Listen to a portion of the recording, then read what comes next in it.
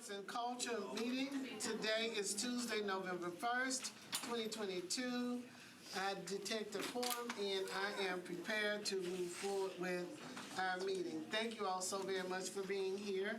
We have a medium agenda today. I think we're going to move fast through it. So first we have RS 2022-1827, resolution by Withers, Roden, and Hurd. Approves a term sheet describing the terms and conditions of the agreements and transactions required to finance, construct, and operate a new enclosed multi-purpose stadium on the East Bank, subject to the subsequent approval of final agreements and authorizing Metro government to pursue other matters related thereto. Can I have a motion? So moved. Second. Thank you. It's been properly moved and seconded. I know that this was deferred in Budget and Finance, so by rule, this is deferred 2 meetings. Cool. Thank you. Second is RS 2022-1828, Withers, Roden, Hurt. This is a request that the Division of Purchases, with the assistance of the Department of Planning, issue a solicitation for development of portions of the Nissan Stadium campus. Motion. Second. Thank you. It's been properly moved and seconded. Is any discussion?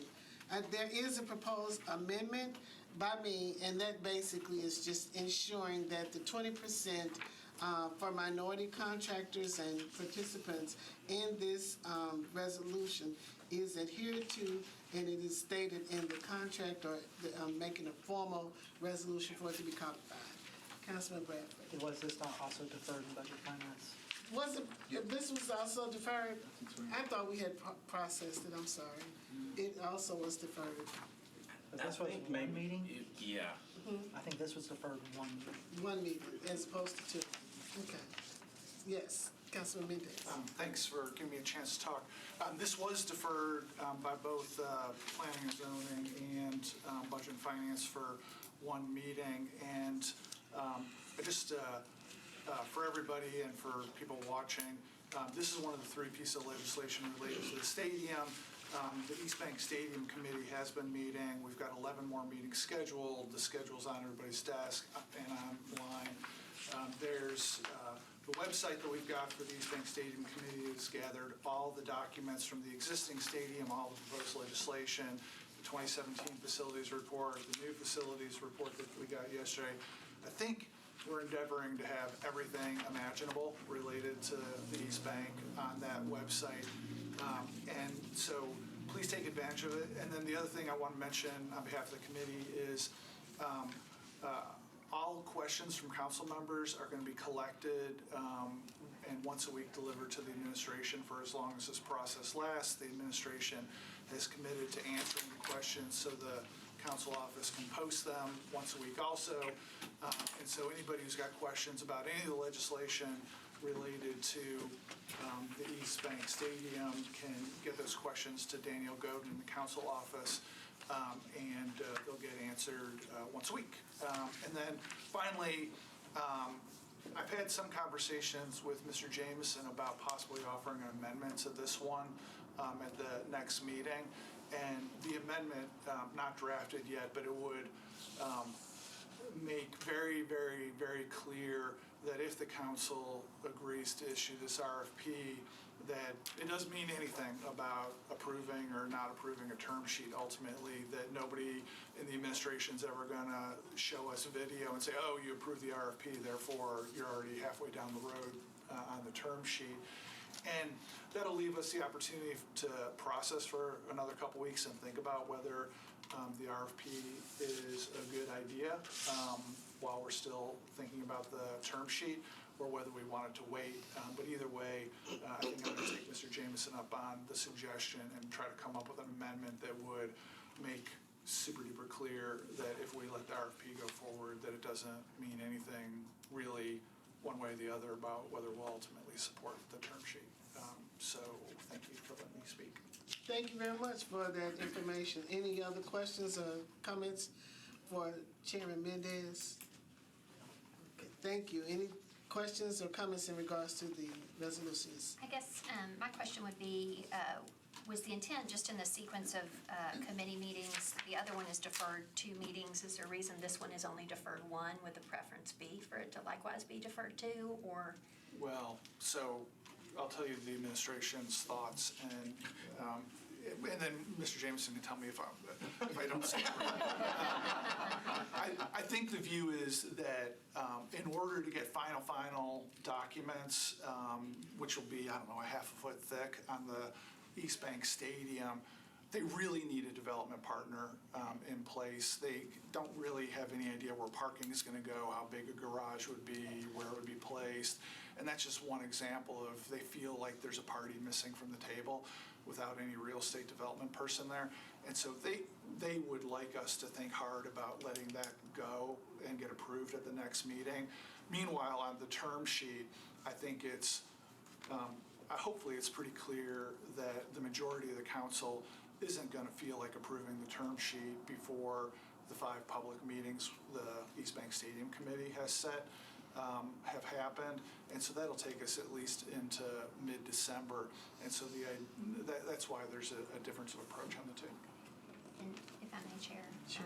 Mr. Jameson, can I ask then, so the East Bank study, the vision presented for that, the, I guess, sort of the professional layout to Mr. Mendez's point about, garage here or not, and what goes where, and how close we potentially push this to the interstate versus all that. So in the process then, was that just in-house staff making kind of their best planning determinations? Like, why is kind of our resident staff that's already been engaged in the East Bank process insufficient to address these issues that the administration thinks they need a contracted professional to do? The master plan and then the actual development, the development professionals that actually tell you how many stories tall a parking garage may be, what revenues could be expected to be derived from that. I'm just picking one example.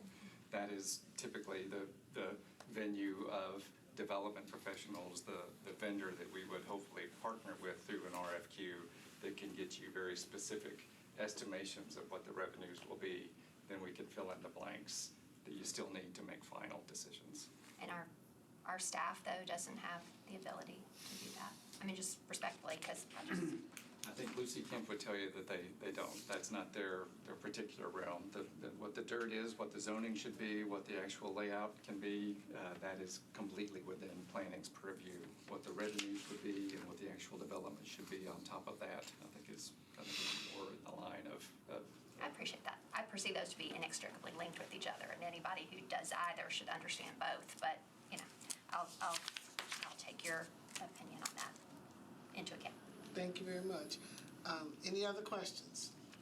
So is it Would this be a deferral by rule since it's deferred? I was about to ask, are we good with it being deferred by rule for the 1 meeting? Can I ask that question? Because the earlier motion, is it indeed deferred by rule, or we have to move a deferral as committee? It's not deferred by rule, but it will be on the floor deferred by rule because a committee has deferred it, but it would not be, each committee doesn't control other committees. To defer by rule, you are So we need to go back affirmatively and vote voting on to the defer. first one. So we need to go back?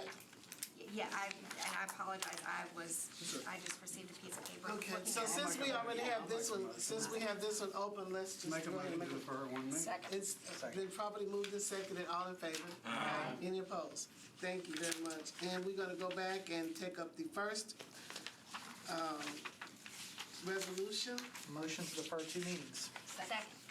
It's been properly moved and seconded. Any questions? All in favor? Aye. Any opposed? There being none, thank you very much. So we're now on RS 2022-1841, Roten Welsh Styles, accepts the Studio NPL Outreach Coordinator Grant from the Nashville Public Library Foundation to the Metropolitan Government, acting by and through the Nashville Public Library to encompass outreach in the community, working with partners for the various Studio NPL programs, including STEM and Mobile Maker. May I have a motion? So moved. So moved. Have him second. It's been properly moved and seconded. I don't see anyone here. Is there any? Oh, right there. Oh, I'm sorry. Probably block. Okay. Would you give us some context on this, please? Well, this was previously what was called the Total Grant, which was the Totally Outstanding Teams Advocating for Libraries, if I got that correct. But that program has gone away, and so it's basically the same grant, but it's funding a program coordinator now who still works with teens, but they are provided by the foundation as mentors, and then this person helps all out in the community with those kids. Okay. Any questions? Yes. Yes, I was going to ask, so the Studio MPL, the STEM activities and those teen-focused, how many libraries are those activities in? Are they in every library now, or just our larger? They're in regional? the larger branches. All of our regionals have NPL studios, Okay. and at Maine is a big NPL studio. As we are renovating or as we are building, we are putting NPL studios in branches. Okay, that's good to know. So at present, how many do we have? 8. 8. Okay, thank you so much. But for those community branches, we do have the mobile studio that goes around, and that's part of this program too. Okay, oh yeah, that explains that. Okay, all right, the mobile studio. Okay, thank you. I think we have a student here. How you feel about this, Celie?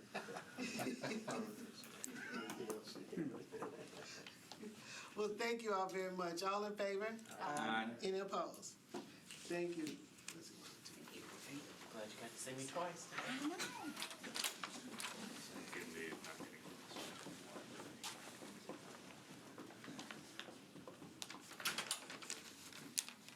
Okay. We have bills on second reading. BL 2022-1449, O'Connell, Parker, Benedict, and others. An ordinance creating Chapter 2153 of the Metropolitan Code of Laws establishing a bicycle and pedestrian advisory commission. Is there a motion? So moved. Second. Thank you. It's been probably moved and seconded. Councilmember O'Connell. Thank you, Madam Chair. Just want to encourage colleagues to actually move to defer this till the second meeting in February. We're having a good collaborative discussion with the administration, with NDOT, and with stakeholders, and looking at potential language changes or the potential for a substitute. So trying to align Vision Zero with some approaches in this, and encourage a deferral to give it one more time. All right, then on behalf of the sponsor, I'll motion for a deferral to the second meeting in February. Thank you. Second. Thank you. It's been properly moved and seconded. Any questions? All in favor? Aye. Any opposed? Thank you very much. We have BL 2022-1506, amends Chapter 516 of the Metropolitan Code to impose a privilege tax upon the sale of goods and services at the National Museum of African American Music to be used for the cost of the museum. This is legislation that I have put. I'm sorry. Second. Thank you very much. Get ahead of myself. This is legislation that I've put forth for the National Museum of African American Music. This is basically a generator of revenue for the museum, which we expected to generate maybe $150,000 and $250,000 a year. It will help maintain this iconic institution that is downtown and attracts many visitors from all over the country, and it's something that we definitely need. And we will apply this privilege tax to the merchandise and ticket sales that they have, and it's a common way to help fund institutions like this. It ensures that visitors to Nashville and NAMAM can help pay for the facility, and it's not be something that we do as a city.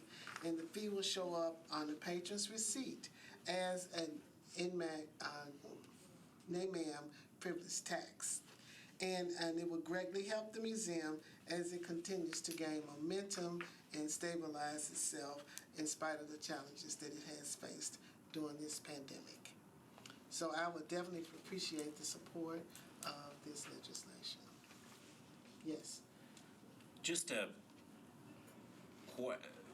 why is it council's business? Like, why do we need to approve? I'm just curious legally. Why do we need to approve them to do? I'm not against it, I'm just curious, why is Metro involved?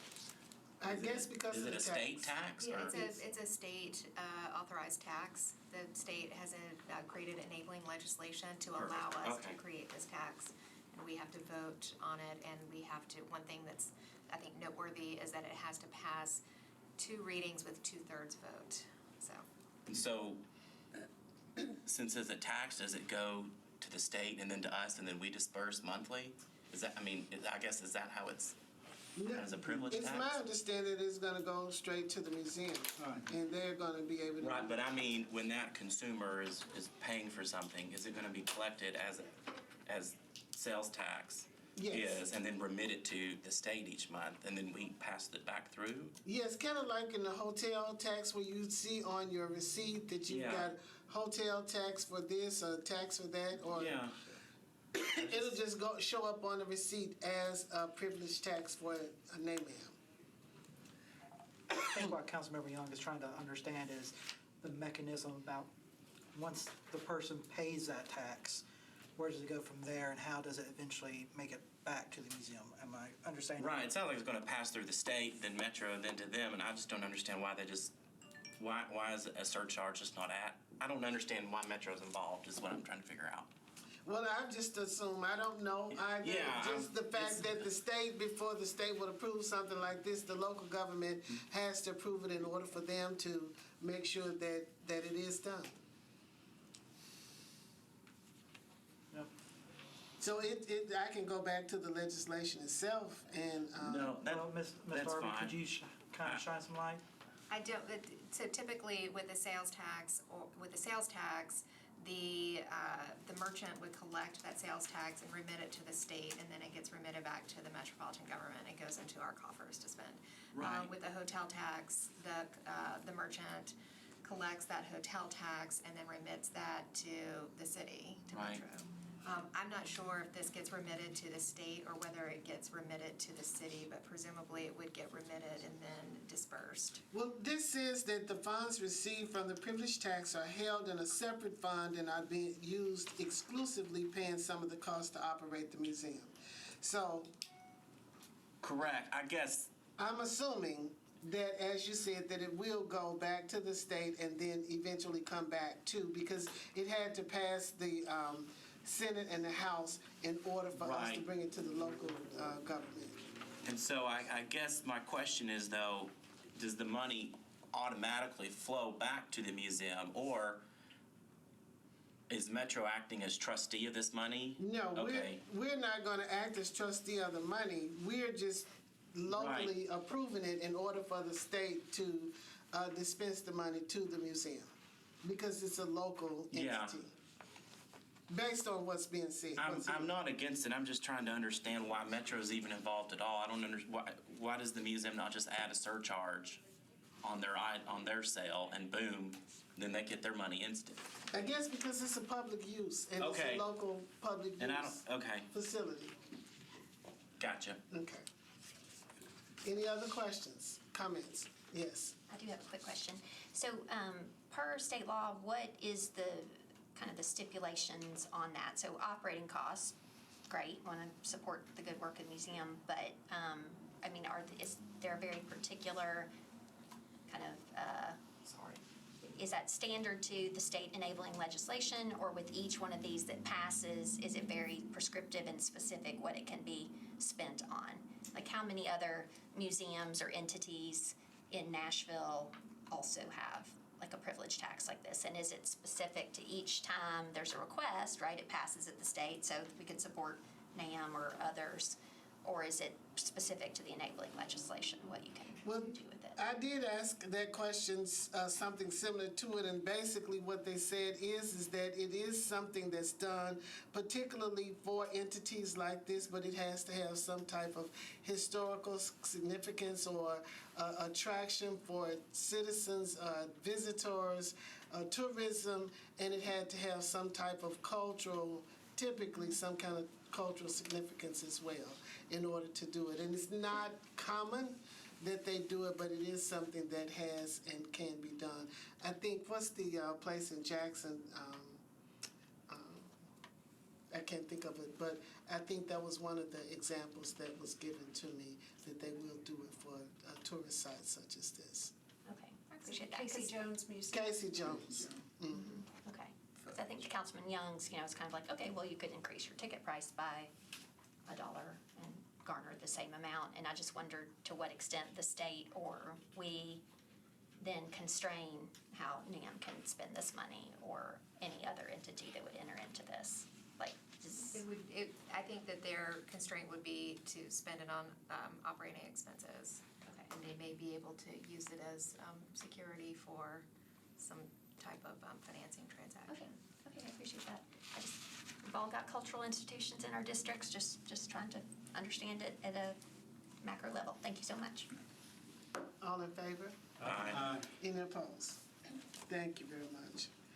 And there's also a sister legislation, BL 2022-1507, approves the authorization of execution of the First Amendment to the sublease agreement between Oliver Macmillan Spectrum Emory LLC and the Metropolitan Government of Nashville and Davidson County for the benefit of the National Museum of African American Music. I also ask for your support on this. Second. Any questions? All in favor? Aye. Any opposed? Thank you very much. BL 2022-1510 by Councilmember O'Connell provides the designation of public property within specified areas of downtown Nashville as a temporary special event zone during the time period beginning at 9:00 p.m. on December 30th, 2022, and ending at 6:00 a.m. on January 1st, 2023, relative to the use of these areas in conjunction with the 2022 New Year's Eve celebration and related activities and events. Is there a motion? So moved. Second. Probably moved and seconded. I don't know if you all need explanation, but this is something we do every year for New Year's. Do you need any? I have a question for the sponsors. Okay. Is there any way you can ensure that it doesn't snow or rain or anything that might dampen the spirits of the season? We've got that and a substitute that's coming, so. Good to know. Are you gonna put a dome over downtown? And will the state pay for it? We've got about a dozen meetings to have between now and New Year's Eve on a NYE Event Zone Committee, so pay attention to those. Special supplemental tax coming through, but you can only use it if it's a dome to keep weather off of New Year's. Okay, got it. And will it have some cultural significance? Okay. You're gonna be there, aren't you? I don't speak for the entire culture. Depends on which one you're talking about. DST. All in favor? Any opposed? Thank you. Thank you, Madam Chair. That is our agenda for today. Thank you, Madam Chair. Thank you. I was trying to If kick. the Delta show up, we'll come. You got that. You hear me, Shane? I did. Okay, I didn't know if the state would. A lot of smack talk. Little pyramid level. A lot of smack talk. So, yeah, I would get that. Thank you so much. Touristic You're area. wonderful.